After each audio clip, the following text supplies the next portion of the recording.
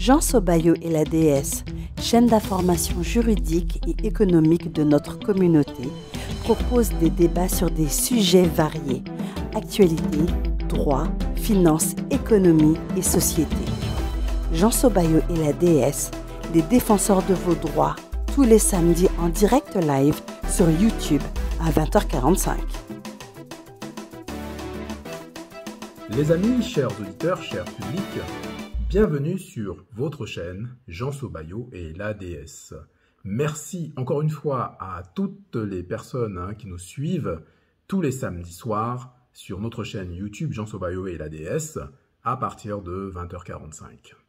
Donc samedi dernier, vous avez été vraiment très nombreux et nous vous en remercions. C'était un débat passionnant et je pense que vu les commentaires, vous avez beaucoup apprécié ce qu'on fait, donc très bien. Alors aujourd'hui, nous allons, parler d'un sujet qui est délicat. C'est un sujet qui est sujet à pas mal de, si je puis dire, à pas mal de controverses. Nous allons aborder ce sujet de manière très pragmatique, de manière très factuelle, de manière très scientifique, comme on le fait d'habitude, les amis. Et vous nous direz ce que vous en pensez, vos commentaires, etc. Et nous sentons que le débat de samedi va être super chaud. À tout de suite.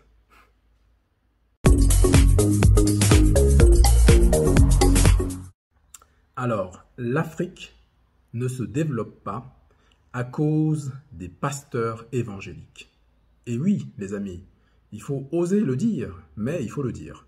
En effet, d'ailleurs, à titre liminaire, et aux fins d'empêchement d'un déferlement d'identitaires de toutes sortes ici sur notre chaîne, nous prévenons que nous allons développer quelque chose de pas agréable du tout aux oreilles de tout le monde. Néanmoins, je tiens à dire que nous faisons un travail de recherche qui est rigoureux, un travail scientifique, et nous nous documentons beaucoup. Nous utilisons également des sources fiables, aussi bien nationales qu'internationales. Donc, il ne s'agit pas non plus ici de dresser les uns contre les autres, attention. Il s'agit ici de fournir des informations à notre public et d'apprendre à notre public des choses qui ne sont pas forcément faciles d'accès ou des choses qui sont présentées de manière erronée, dont l'objectif est de tromper les gens pour asseoir une vision erronée afin d'une dominance purement civilisationnelle. A tout de suite. Nous sommes en 1885, nous sommes à la conférence de Berlin, au congrès incroyable de Berlin de 1885. Est-ce là la genèse du frein à la croissance des Africains? On va le voir dans quelques instants. Qu'est-ce qui s'est passé à la conférence de Berlin en 1885? C'est une date très importante, les amis. Pourquoi? Parce que à la conférence de 1885 à Berlin, il va se passer des choses étonnantes. En effet, il faut savoir qu'il y a 136 ans, les amis, les Occidentaux de cette époque, on dit bien les Occidentaux de cette époque, donc il ne faut pas confondre les époques. Les Occidentaux d'aujourd'hui sont sûrement différents des Occidentaux d'il y a 136 ans. De même, les Africains d'aujourd'hui sont certainement différents des Africains d'il y a 136 ans. Donc, les Occidentaux de cette époque ne sont pas les mêmes qu'aujourd'hui. Et qu'est-ce qu'ils vont faire? Ils vont réguler la fin du grand règne de l'esclavage, ce que nous appelons le grand règne de l'esclavage. Mais ils vont réguler la fin de l'esclavage. Comment ils vont faire? En tout cas en France, le décret du 27 avril 1848 interdit absolument, je cite, « tout châtiment corporel, toute vente de personnes non libres ». On a donc mis fin à l'esclavage 40 ans plus tôt, 40 ans avant la conférence de Berlin. Et on va donc se poser la question, quand je dis « on », ce sont les Occidentaux vont se poser la question suivante. Comment continuer à asservir ces peuples tranquillement, tout en se donnant bonne conscience?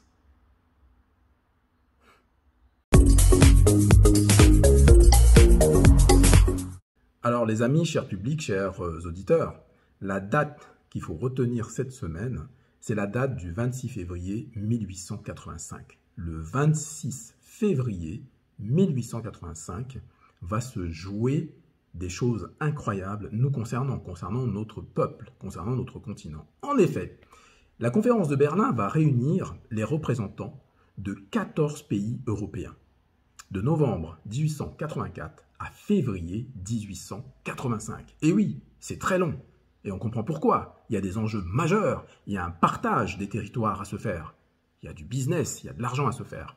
Donc, c'est l'Allemagne qui va présider ce congrès, cette conférence. Pourquoi l'Allemagne? Parce que, comme vous le savez, l'Allemagne n'était pas très impliquée dans les colonies. C'est les autres qui étaient impliqués et qui voulaient, on va dire, étendre leur territoire. Donc l'Allemagne préside. L'Allemagne n'est donc pas engagée dans la politique de colonisation. Et l'Allemagne va jouer les médiateurs. L'Allemagne plaide en faveur de la liberté du commerce et de la navigation, notamment dans le bassin du Congo et celui du Niger. Donc, l'acte qui va être rédigé, l'acte final qui va être rédigé, va fixer les règles de la colonisation de l'Afrique et va imposer ce qu'on appelle le principe de l'effectivité pour reconnaître une annexion. Donc l'effectivité, en gros, c'est ce qui va rendre concret l'annexion, le fait de conquérir, de posséder ces territoires-là. On passe maintenant aux bases du frein au développement. En effet, les amis, chers publics, chers auditeurs, il y a des personnes très désagréables qui veulent croire en fait à quelque chose qui n'existe pas. Il y a des personnes très désagréables qui veulent nous faire croire que nous, les Africains, nous ne nous développons pas parce que nous ne sommes pas capables de nous développer. Alors qu'en fait, c'est vraiment faux. Ça a été démontré historiquement, scientifiquement. En fait, on a des faits qui sont avérés, on a des faits qui sont là et qui sont hyper concordants. Alors, pour expliciter ce frein au développement, nous avons pris les pasteurs évangéliques. C'est pas sans raison. Qu'est-ce qui s'est passé à la conférence de 1885? Il y a l'article 6 qu'on va vous présenter. L'article 6, on va vous le mettre pour que vous ayez vraiment les écrits. L'article 6 est terrible. Que dit l'article 6 en substance? L'article 6 prévoit dans un premier temps la suppression de l'esclavage et la suppression de la traite des Noirs. Merci, c'est sympa. Mais enfin, l'article 6 va créer les règles pour permettre aux missionnaires, notamment chrétiens, aux savants, ce qu'on appelle les savants, les chercheurs, les explorateurs, etc., d'avoir une protection spéciale. C'est-à-dire que, et vous allez le lire, hein, vous allez comprendre les amis, l'objectif c'est de civiliser les populations indigènes. C'est marqué, voilà, les institutions et les entreprises religieuses vont venir de manière charitable civiliser les indigènes. Et c'est à partir de là que va commencer ce que j'appelle le frein au développement de l'Afrique. Article 6 du Congrès de Berlin. Toutes les puissances exerçant des droits de souveraineté ou une influence dans les dits territoires s'engagent à veiller à la conservation des populations indigènes et à l'amélioration de leurs conditions morales et matérielles d'existence, et à concourir à la suppression de l'esclavage et surtout la traite des Noirs. Elles protégeront et favoriseront, sans distinction de nationalité ni de culte, toutes les institutions et entreprises religieuses, scientifiques ou charitables, créées et organisées à ces fins ou tendant à instruire les indigènes et à leur faire comprendre et apprécier les avantages de la civilisation. Les missionnaires chrétiens, les savants, les explorateurs, leurs escortes, avoirs et collections seront également l'objet d'une protection spéciale.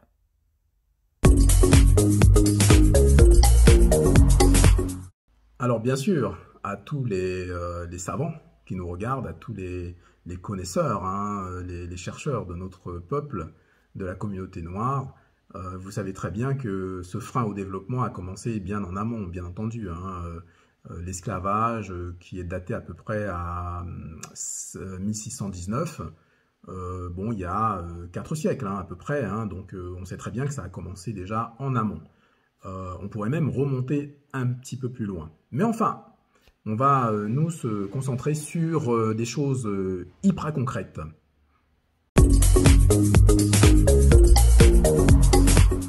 Alors, la période de l'esclavage a commencé aux environs de 1619. Donc nous avons subi, notre peuple a subi plus de 4 siècles de souffrance d'esclavage. Et le problème, c'est ce qu'on dénonce ici sur cette chaîne, c'est que ça continue, puisque sous une certaine forme, avec ce qu'on a dénoncé ici sur cette chaîne, c'est-à-dire une colonisation qui ne se cache plus, une néocolonisation que le monde entier a pu voir de manière manifeste. On parle toujours de ce qui s'est passé en Côte d'Ivoire. Moi, j'ai été vraiment très choqué de voir des Charles Leclerc en face d'un palais présidentiel d'un pays indépendant.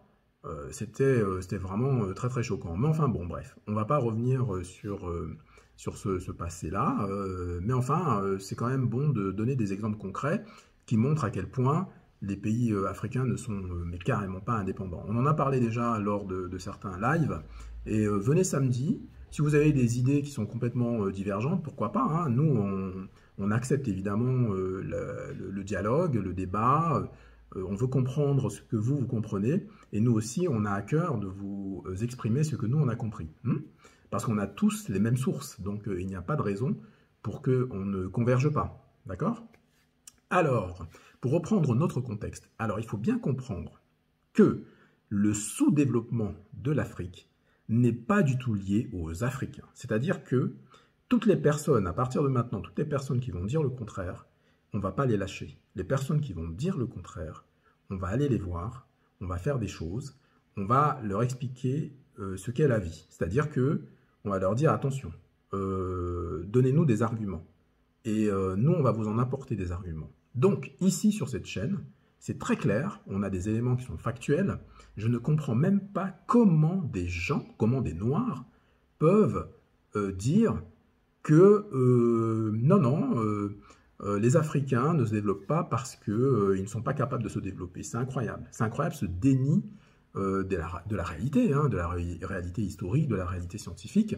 Et c'est dingue aussi ce complexe d'infériorité qu'ont certaines personnes de la communauté noire. C'est incroyable. D'ailleurs, ça peut donner l'objet vraiment d'études profondes avec des psychothérapeutes, parce que ça arrive à un point où je pense qu'il faut qu'on fasse une étude vraiment approfondie avec des spécimens, avec des sujets d'études, et qu'on interroge, qu'on suit un petit peu, qu'on regarde un petit peu leur vécu, leur éducation, qu'on comprenne pourquoi ces personnes en arrivent là, en fait, à se détester soi-même. Bon, d'accord. Ça, c'était une petite parenthèse. Donc, contrairement à ce que ces bandes d'incultes, parce que les personnes qui pensent que l'Africain, c'est de sa faute s'il ne se développe pas, moi, je le dis clairement ici, hein, et si vous pensez l'inverse, venez donc samedi débattre avec nous. Je pense que ce sont des incultes. En fait, c'est une bande d'incultes. Pourquoi ? Et je pense aussi qu'ils sont complètement écervelés, parce qu'ils veulent faire croire aux gens des choses qui n'existent pas. Premièrement, notre civilisation a été décimée. Vous voyez, les mots ne sont pas dits au hasard. Hein. Vous me connaissez, les amis. Hein. Je choisis mes mots. Hein. Notre civilisation a été décimée, les amis. Oui, elle a été décimée.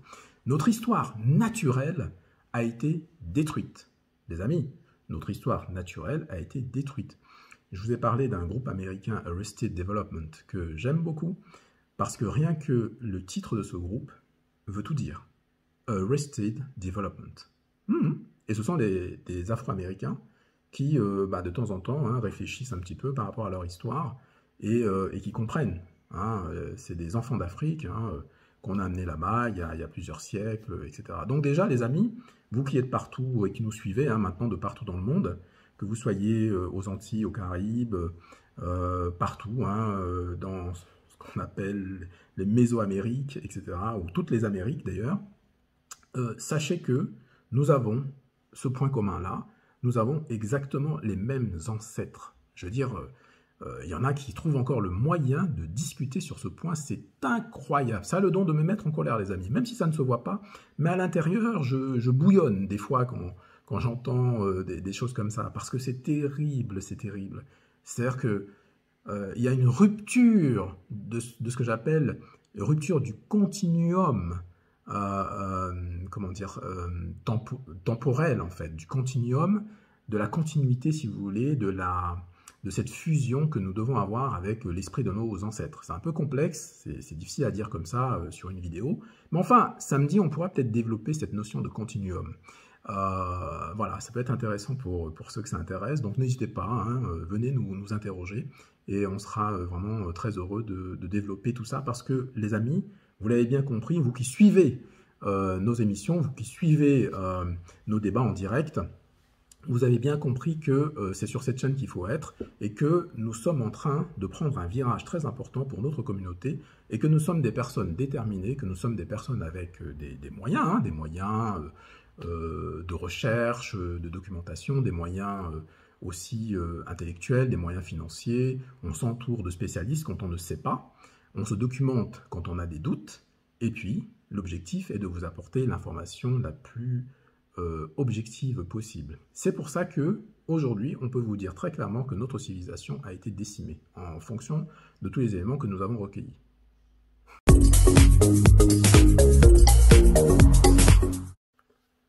Alors ainsi, les amis, chers publics, chers auditeurs, notre civilisation a été décimée. Notre histoire naturelle a été détruite et nos croyances, on y arrive, nos croyances ont été détruites, les amis. Nos croyances ont été détruites. Détruites. Et la première étape pour notre peuple, parce que nous avons évidemment des solutions à proposer, et la première étape pour notre peuple, ce peuple africain qui, malgré tous ces ravages, a survécu. Et la première étape pour ce peuple-là qui a survécu malgré tous ces ravages, c'est d'en avoir conscience. C'est-à-dire qu'à partir du moment où vous avez conscience de tout ce que notre peuple a pu subir et que malgré tout, nous sommes toujours là et que nous avons toujours, en tout cas chez certains d'entre nous, et je ne connais pas la proportion, je ne sais pas si nous sommes les plus nombreux à être conscients de tout ça, je ne sais pas, je n'ai pas les statistiques. En tout cas, les autres Africains, en fait les Africains qui aujourd'hui font un déni de leur histoire naturelle, j'appelle ça les Africains de l'oubli. Ainsi, les Africains qui n'ont pas conscience de leur histoire naturelle, qui n'ont pas conscience du fait que leur religion ait été dissoute, j'appelle ça des Africains amnésiques, des Africains de l'oubli. Bon, alors, ces Africains de l'oubli qui viennent nous dire ici que nous sommes des pleurnicheurs, qui viennent démolir nos spiritualités africaines pour mettre en avant des religions étrangères, ce n'est plus supportable, les amis. C'est-à-dire qu'à un moment donné, il faut qu'on prenne notre courage à deux mains et qu'on dise très clairement que ce sont des religions étrangères et que ça n'a rien à voir avec l'histoire africaine. Certains vont nous dire, notamment par rapport à l'ancienne Égypte, mais on va y revenir, que ce sont des copies, par exemple que la chrétienté est une copie hein, de la spiritualité égyptienne, mais enfin, il n'empêche qu'il vaut mieux l'original que la copie.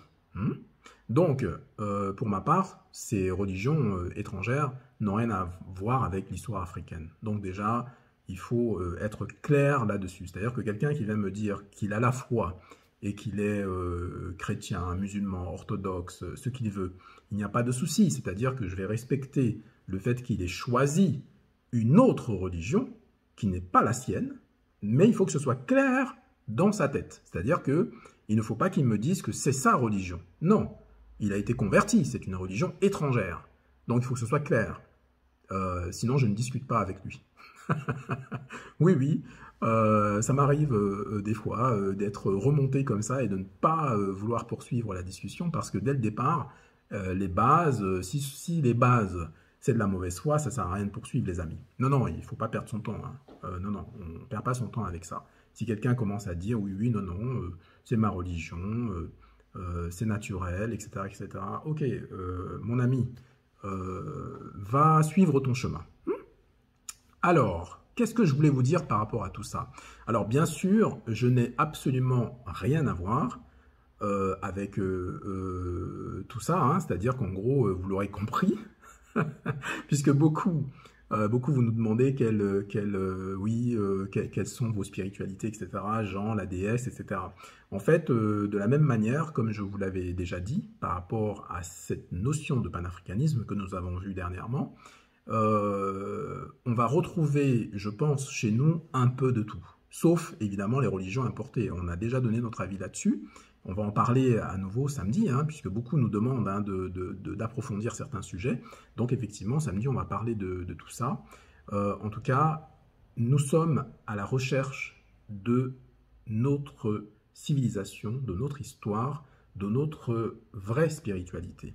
Et en fin de compte, il est certain, vous l'aurez bien compris, que tout le reste m'importe peu, en fait. Je suis juste en train d'observer, de regarder, et je sais très bien que ce n'est pas mon histoire, donc ça ne m'intéresse pas. Donc soyons clairs, je cherche l'authenticité. Je cherche l'authenticité, les valeurs anciennes, la tradition africaine. C'est ce qui m'intéresse. Voilà, une africanité pure, si vous préférez, jusqu'au début. Et toutes les africanités. On parle d'humanité africaine, donc toutes les humanités africaines m'intéressent. C'est pour ça que je vous parlerai pas forcément de l'Égypte antique, de toute façon, beaucoup de gens en ont parlé, mais je vous parlerai de toute l'Afrique, puisque vous savez très bien, les amis, que l'Égypte ne s'est pas construite toute seule. Il y a eu des allers-retours. Hein. Alors, pour ceux qui ne savent pas, il y a eu des allers-retours, c'est-à-dire qu'il y a eu des peuples qui étaient beaucoup plus bas, qui sont remontés et qui sont redescendus. Donc il y a eu un brassage, il y a eu un mélange des populations. Bon, c'est aussi important de le savoir.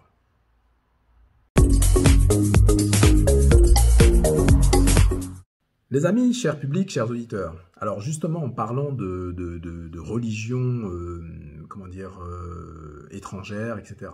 Lorsque l'on regarde, lorsqu'on fait des recherches rapides hein, sur Internet, et quand on cherche la première religion monothéiste, on tombe sur quoi?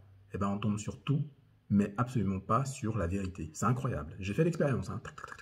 J'ai tapé, j'ai fait des tonnes de recherches, et à chaque fois, la première religion monothéiste égyptienne est zappée, les amis. Alors que ça a été démontré. Ce que je vous dis aujourd'hui, ce sont des choses que n'importe qui peut vérifier,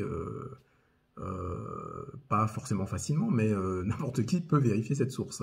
La première religion monothéiste date de 1343 avant Jésus-Christ, les amis. Et oui, 1343 avant Jésus-Christ.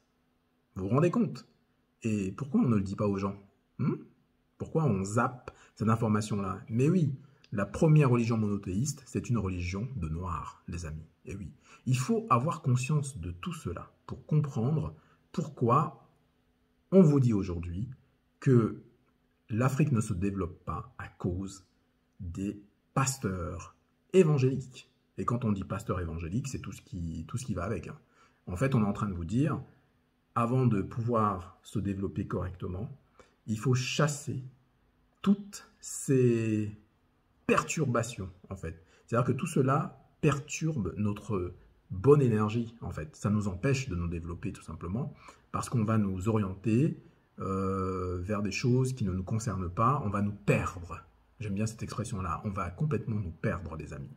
Donc, pour revenir à la première religion monothéiste du monde, donc, d'ailleurs c'est même très précis, ça a eu lieu au mois de novembre 1343 avant Jésus-Christ. Donc, les scientifiques, les historiens, les égyptologues sont très très précis en la matière.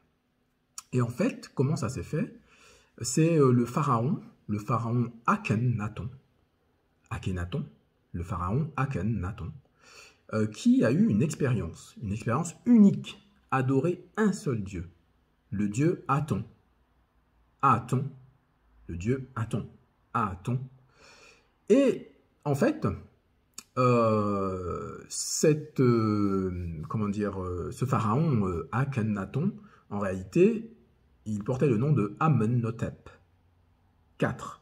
Amenhotep IV. Amenhotep IV, qui deviendra plus tard Akhenaton.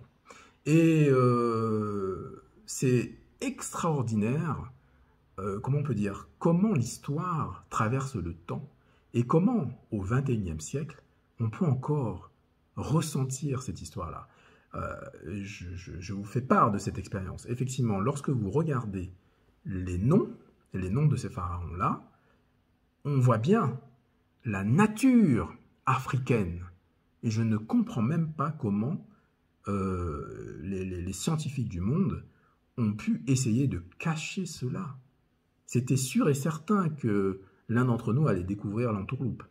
Et donc, au passage, évidemment, on pense à Cheikh Anta Diop, qui a été vraiment courageux. Hein, parce qu'à l'époque, ce n'était pas facile de mener des recherches avec tous les bâtons dans les roues qu'on pouvait lui mettre.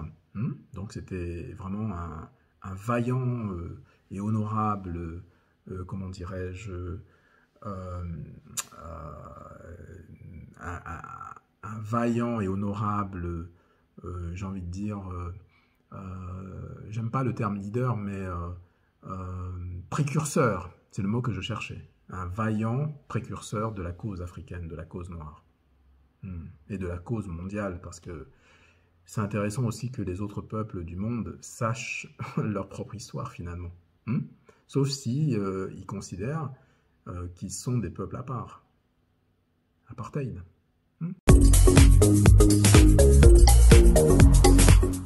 On arrive maintenant à une autre partie, c'est-à-dire la confiscation spirituelle et religieuse qui est faite par les pasteurs évangélistes. Effectivement, les amis, je ne vous apprends rien. L'Afrique a été évangélisée. Et donc, je vous parlais de la conférence de Berlin de 1885. Donc, tout ça a été orchestré. Il y a eu des décisions qui ont été prises. Il fallait évangéliser tout le territoire africain. Pourquoi, les amis? Parce que la guerre, si vous voulez, la guerre, elle ne se gagne pas spécialement que par les armes.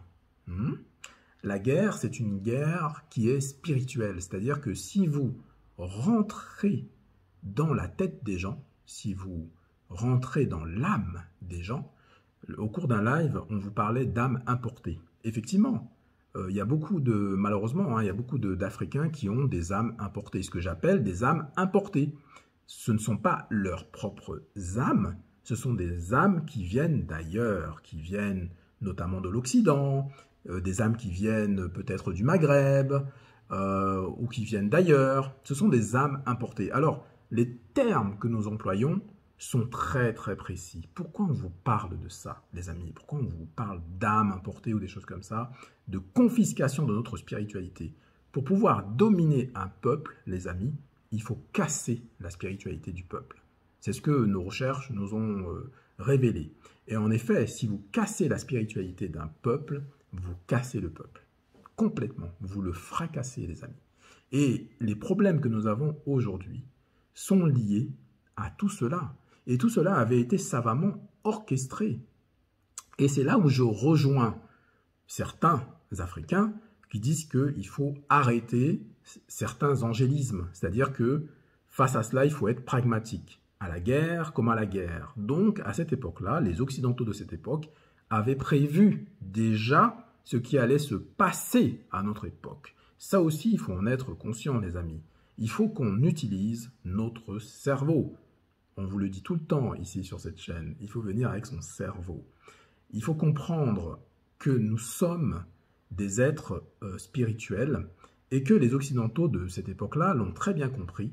Et la seule solution pour eux, pour avoir la mainmise sur nos richesses, pour avoir la mainmise sur notre territoire, il fallait absolument casser notre spiritualité. Sinon, ça n'allait pas fonctionner, les amis. Sinon, on allait avoir un socle spirituel qui allait nous unir. Sinon, on allait être une force spirituelle. Et même les armes n'auraient rien pu faire face à cette force spirituelle, si vous voyez ce que je veux dire. Sur le développement de l'Afrique, il y a évidemment d'autres critères. Mais enfin, ce critère-là est très très important, les amis. C'est-à-dire que ce qui nous guide, ce qui guide nos actions, c'est quand même notre âme. C'est ce qu'on a à l'intérieur de nous, vous voyez.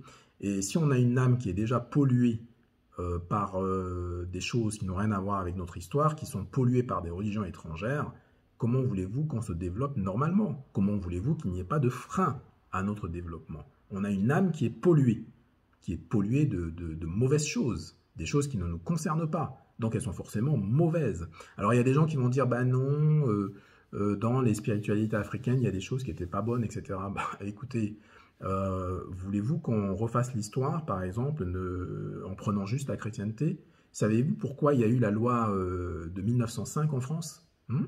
Savez-vous pourquoi? Bon, eh ben voilà. Savez-vous que à une époque pas très lointaine en France, quand on était protestant, on avait des problèmes et on était comment dire, assassiné. Hein, c'était un crime d'être protestant dans ce pays. Donc, vous voyez, les amis, ce que je suis en train de vous dire. Donc, la spiritualité est très très importante et effectivement, cette privation nous a vraiment fait mal, hein, plus que vous ne croyez.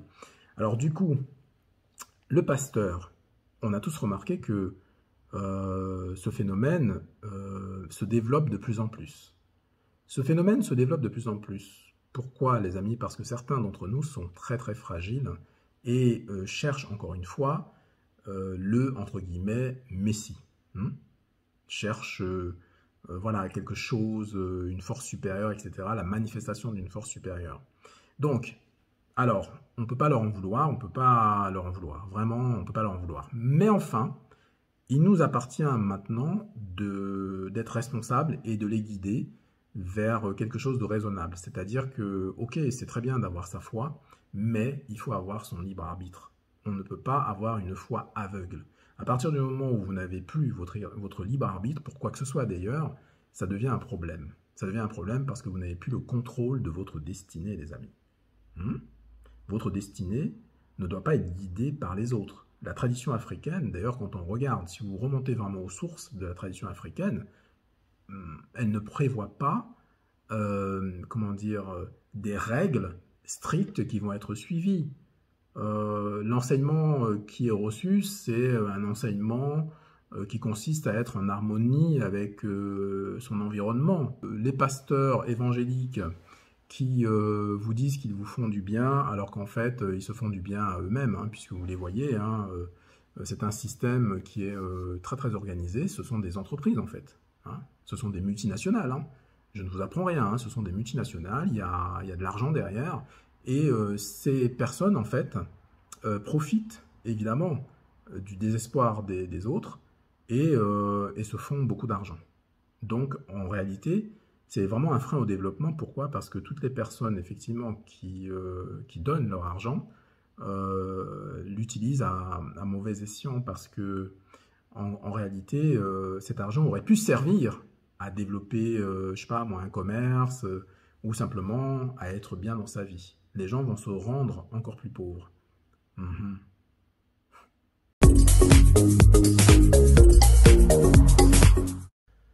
Enfin, les amis, cher public, pour essayer de conclure cette émission, donc j'espère que cette vidéo vous a plu. En tout cas, je pense que ça a suscité de nombreuses questions, de nombreux questionnements.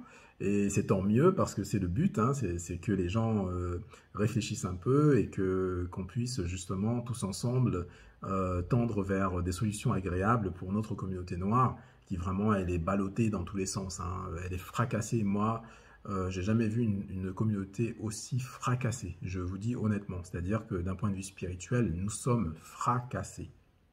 Et c'est la raison pour laquelle, évidemment, c'est un vrai frein à notre économie. Donc, qu'on soit d'ailleurs sur le continent ou ailleurs, hein, quand je dis les Africains, l'Afrique, etc., oui, il y a l'Afrique, le continent, il y a les Africains, il y a ceux qui sont en dehors du continent, c'est pareil, hein, voilà, la source est la même, hein, la source c'est l'Afrique, hein, vous l'aurez bien compris. Donc, on est fracassé par tout ça et il faut vraiment se ressaisir. Et les amis, je vous l'ai déjà dit à plusieurs reprises, il existe des solutions, mais il faut que les fondamentaux soient solides. Ce qu'il faut rajouter, c'est que il y a beaucoup d'entre eux, hein, des pasteurs. Il y a d'ailleurs, il y en a un dont on a parlé il n'y a pas longtemps, qui est diacre et qui s'amuse d'ailleurs sur les réseaux sociaux à dire que le kémitisme c'est pas bon, etc., etc. Bon, vous voyez de qui je parle. Je ne le nomme plus puisque on en a fini pour l'instant. On en a fini pour l'instant avec lui. On reviendra évidemment vous donner des nouvelles, des actions qui sont en cours par rapport à ce qu'on a trouvé vraiment inqualifiable, hein, surtout de la part justement de pasteurs, de diacres, de ce que vous voulez. Vous voyez. Donc là, on a un exemple typique de ce qui est dénoncé dans cette vidéo depuis le début. C'est-à-dire qu'on a des personnes qui vont se présenter à vous avec une religion étrangère, qui vont vous entraîner dans cette religion étrangère-là, qui vont vous enlever toute la substance de votre spiritualité mère, de votre spiritualité primaire, première, de la source, hein, de la première source de l'humanité. Et ces personnes-là vont commettre des actes inqualifiables. Ces personnes-là vont vous tromper dans le commerce, alors que c'est pas possible, c'est antinomique. On ne peut pas être dans une spiritualité et en même temps être aussi, entre guillemets, rapace en matière d'argent. Et puis tromper les gens, par exemple. Faire des actions qui sont mauvaises, qui ne sont pas spirituelles du tout. Donc il y a une contradiction qui est fondamentale, les amis. Et il y a eu des scandales. Hein. Il y a eu un scandale au Canada avec un pasteur qui disait qu'il arrivait à ressusciter les morts, etc. Et même l'Église s'est offusquée en disant que oui, Dieu fait des miracles, mais pas comme ça. Alors bon, c'était intéressant, les amis. Donc vous voyez, hein, lorsqu'on s'éloigne de notre spiritualité, on est en danger sur le plan économique et sur évidemment le plan spirituel, et on ne peut pas se développer. Il faut, si on a envie de se développer, il faut que les fondamentaux soient solides. Sinon, il n'y a pas de développement possible. Ou alors, ce sera un développement complètement anarchique. Oui, je suis un peu, comment dire, on ne va pas dire pessimiste, mais si on ne réagit pas, c'est un petit peu comme le réchauffement climatique, hein, si on ne réagit pas aujourd'hui, maintenant, tout de suite, en s'organisant, en faisant beaucoup de narration, en expliquant aux personnes ce qu'est la spiritualité africaine, en encourageant toutes les spiritualités africaines, eh bien, on va arriver à une situation où on va trouver des gens comme des moutons, des gens qui vont être complètement perdus et comment dire, et on va perdre, si vous voulez, le lien au fur et à mesure, parce que nos parents nous transmettent des choses, mais après, si on n'a pas des supports, si vous voulez, c'est pour ça que dans les pays occidentaux, il y a l'archivage, vous avez beaucoup d'importance qui est donnée à l'histoire, à la culture. Ces gens-là ne font pas ça pour rien, les amis. Donc il faut aussi qu'on puisse avoir cette volonté de protéger notre histoire, de protéger notre culture. Les amis, chers publics, chers auditeurs, donc cette émission touche à sa fin. J'espère que cette vidéo vous a plu. Donc n'hésitez pas à évidemment partager toutes nos publications, tous nos contenus, à évidemment aimer, à liker, à faire des commentaires. Et puis on vous attend samedi avec impatience à 20h45 sur notre chaîne YouTube Jean Sobayo et la DS pour une nouvelle fois un moment incroyable d'échange, de partage. Et puis c'est vrai que ça nous fait vraiment très plaisir et c'est notre rendez-vous à nous qu'il ne faut pas manquer tous les samedis soirs. À samedi les amis et que la paix soit avec vous. Samedi à 20h45.